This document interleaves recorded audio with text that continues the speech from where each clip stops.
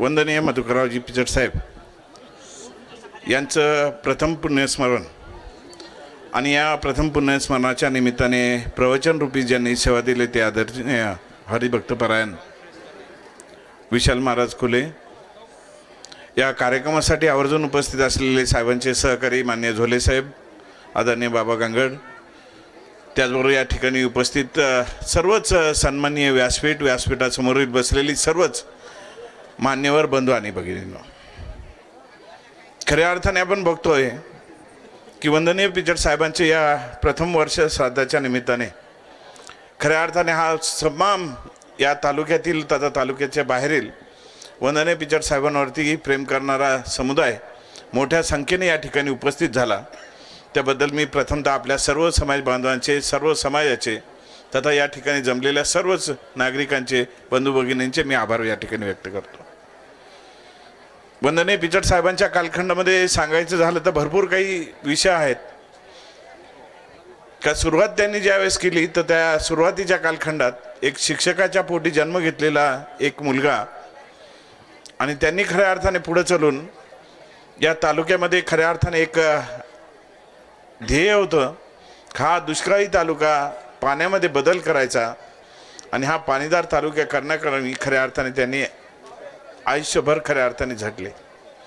हे झटत असताना त्यांनी या ठिकाणी वेगवेगळ्या स्वरूपाचं काम केलं, परंतु काही गोष्टी ज्या आहेत त्या अत्यंत महत्त्वाच्या आहेत का त्याच्यामध्ये समाजावरचा आरक्षणाची भूमिका असू द्या, या तालुक्याचं पाणी वाटपाचा कार्यक्रम असू द्या, त्याच्यावरती पाण्याचा हक्क दाखवण्याचा कार्यक्रम असू द्या, चाक बंद करण्याचं धोरण असू द्या, या तालुक्यातील रस्ते, पाणी, वीज या मूलभूत गरजा पूर्ण होण्याकरता खऱ्या अर्थाने पूर्ण आयुष्य वंदनीय पिचड साहेबांनी खऱ्या अर्थाने झटलं। आणि हे झटत असताना त्यामागं खऱ्या अर्थाने जे आपण म्हणतोय का जो पाठिंबा होता तो पाठिंबा आपल्या सर्व समाजाचा, सर्व लोकांचा, जे लोक या ठिकाणी ज्ञात अज्ञात जी काही मंडळी आहेत ज्यांनी खऱ्या अर्थाने या ठिकाणी समाजामध्ये पुढं काम करणाऱ्या माणसाचा पाठिंबा दिला, पाठीवर हात टाकले आणि ही पाठीवरचा थाप टाकल्यानंतर खऱ्या अर्थाने पिचड साहेबांनी मागं वळून पाहिलं नाही। या तालुक्यातील वेगवेगळ्या गोष्टींमध्ये या ठिकाणी पुढं आले आणि पुढं येत असताना या तालुक्यातील प्रश्न समजून घेऊन सभापती ते मंत्रिपदापर्यंत या ठिकाणी कामगिरी केली आणि ही कामगिरी करत असताना आपल्या सर्वांचा पाठिंबा भेटला। त्याच्यामुळे खऱ्या अर्थाने ही आजची वेळ खऱ्या अर्थाने या ठिकाणी पाहायला भेटलेली आहे। आज खऱ्या अर्थाने वंदनीय पिचड साहेबांना गेल्यानंतर वर्ष होत आहे, अनेक मनामधल्या आठवणी आहेत, परंतु या सर्व गोष्टींना कुठेतरी आपण म्हणतो की आवर घातला पाहिजे। मागच्या ज्यावेळेस 10वा होता तर 10व्याच्या दिवशी एक संकल्प सोडला होता की वर्षभर पिचड साहेबांकडे माझी कुठली तक्रार जाणार नाही। त्याचबरोबर या ठिकाणी साहेबांच्या बद्दल ज्या काही गोष्टी झालेल्या असतील, कोणी बोललेलं असेल किंवा काय असेल, कुठल्याही गोष्टीला थोडासा संयमीपणाने या ठिकाणी उत्तर द्यावं म्हणून या ठिकाणी काही गोष्टी जाणीवपूर्वक झेललेल्या असतील। वर्षभर राजकीय ज्या ठिकाणी खूपच आवश्यक असेल त्याच ठिकाणी बोलायचं, नाही तर राजकीय थोडंसं भाष्य जे आहे ते कमी करायचं। या ज्या काही गोष्टी घेतलेल्या होत्या राजकीय कुटुंबामधल्या ज्या काही गोष्टी असतील आमच्या, तर त्या कुटुंबाच्या या वर्ष श्राद्धानंतर काही ज्या गोष्टी असतील त्या आम्ही बोलणार आहोत, चर्चा करणार आहोत। या सर्व गोष्टींमध्ये आमचं छाटलेलं होतं, परंतु या ठिकाणी आपण बघतोय का या सर्व वर्ष श्राद्धाचा आजचा हा कार्यक्रम पूर्ण होतोय।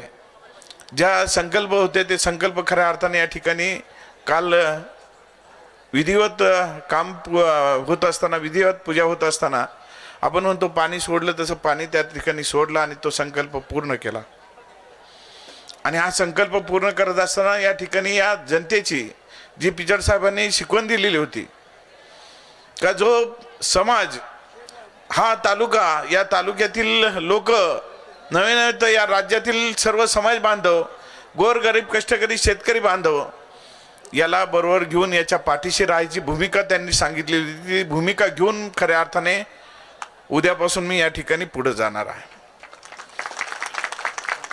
आणि हे सगळं करत असताना निश्चितपणाने ज्या पद्धतीने साहेबांच्या पाठीशी आपल्या तमाम जनतेची साथ होती, पाठ पाठीवरचा हात होता, तो हात मला या ठिकाणी आपल्या मदतीची आवश्यकता आहे. तीच थाप मला या ठिकाणी आपण द्याल ही अपेक्षा या ठिकाणी व्यक्त करतो. खऱ्या अर्थाने या ठिकाणी साहेबांना दिलेले जे वचन होते ते वचनातून मी पूर्ण या ठिकाणी पूर्ण केलेत.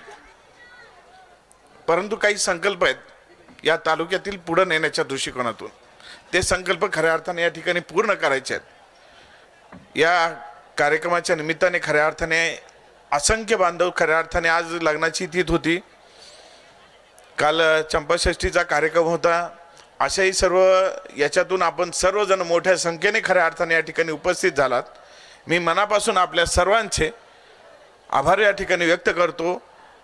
वेळ झाला असेल, थोडासा विलंब झाला असेल, परंतु या विलंबाला दिलगिरी व्यक्त करतो आणि खऱ्या अर्थाने आपण सर्वजण समाज बांधव, सर्वच लोक या ठिकाणी मोठ्या संख्येने उपस्थित झालात. पुन्हा एकदा आपल्या सर्वांचे मी आभार या ठिकाणी व्यक्त करतो.